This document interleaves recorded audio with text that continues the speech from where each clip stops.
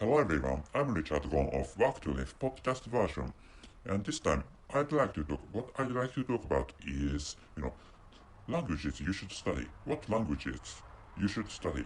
Should you should study, which is going to talk about.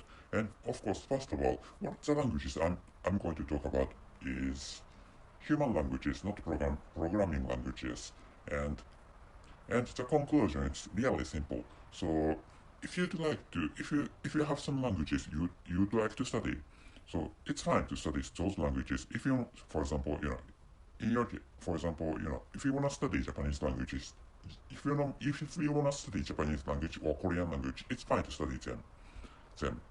So of course, as you know, and as I have told you that Japan the population of Japan declines year by year, and so so so does the population of South Korea and or Republic of Korea. And anyway, if you'd like to study, Japanese languages or Korean language or Chinese language, it's fine to study if you'd like to study those Asian languages. But in this episode, I'd like to introduce the languages to study if you'd like to increase your own income, for example. And the conclusion, when it comes to raising your own incomes, the languages you should study are European languages. I mean, the option is to immigrate into those European countries, and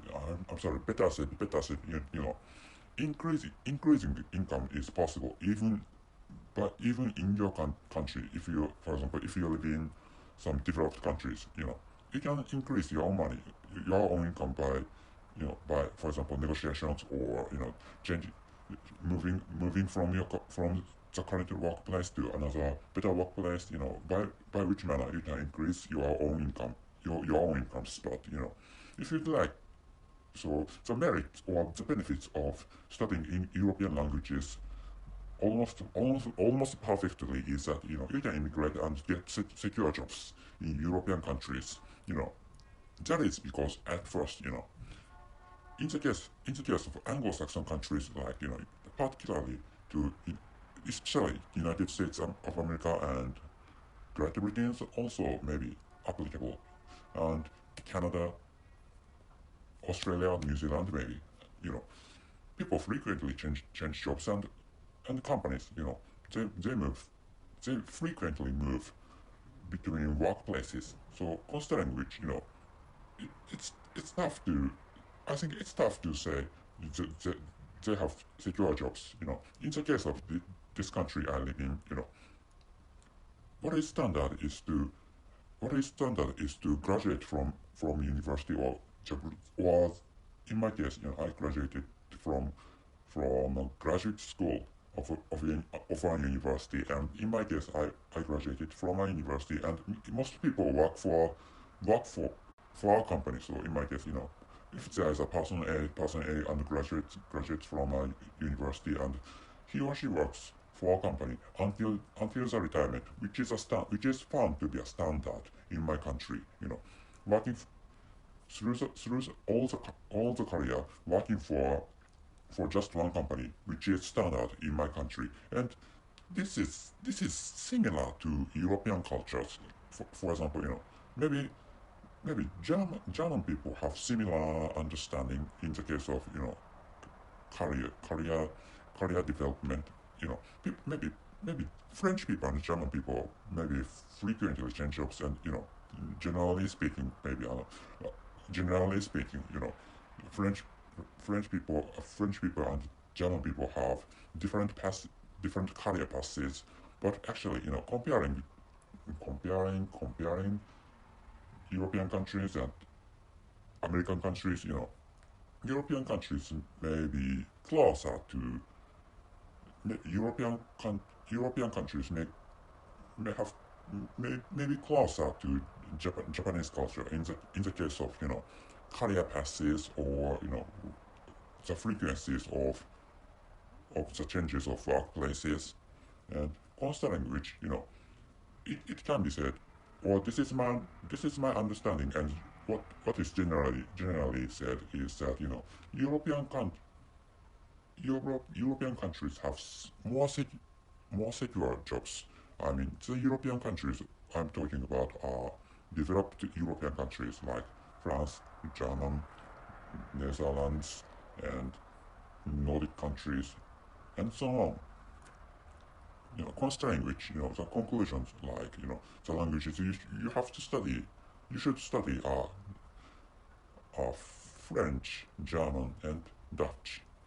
And the reason is, and those languages I have just introduced are the first priority, when it comes to prioritizing the European languages to study. And, French, German, and Dutch languages are the languages you should study to get more secure jobs you can't get, for example, in the United States of America. And another options are Nordic languages, and Nordic languages are so secondary options in this case.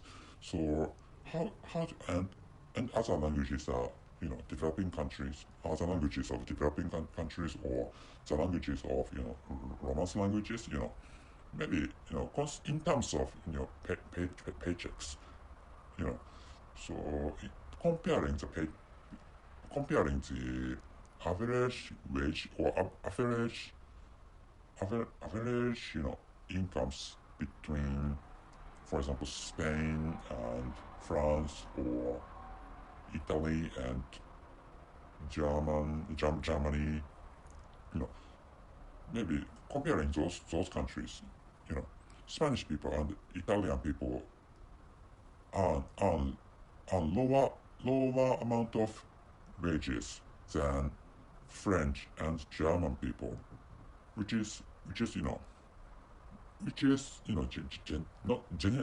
not general understanding, which is a fact of this world, considering which of course studying Spanish and studying Italian language or studying Portuguese language is is it's good for studying is good generally speaking, but if you'd like to get some secure jobs, so if you'd like to raise your own incomes, you should study French language and German language and Dutch language. Any of studying any of such languages is fine. And moreover, France, German, Netherlands have huge companies. I mean, the extent is those countries have huge companies in terms of worldwide scale. And on the other hand, although the paychecks of Nordic countries are really high comparing with other European countries, but Nordic countries do not have so many huge companies. For example, if in the case of this country I live in, this country has Toyota, Sony, and where is it? And Mitsubishi is Japanese company, and as you know, those companies are really huge. Worldwidely, or in the scale of all over the world. And so in the case of Germany, Volkswagen is really famous. And another example is Siemens, and still another example is I forgot the name of the pharmaceutical company. So beginning with B.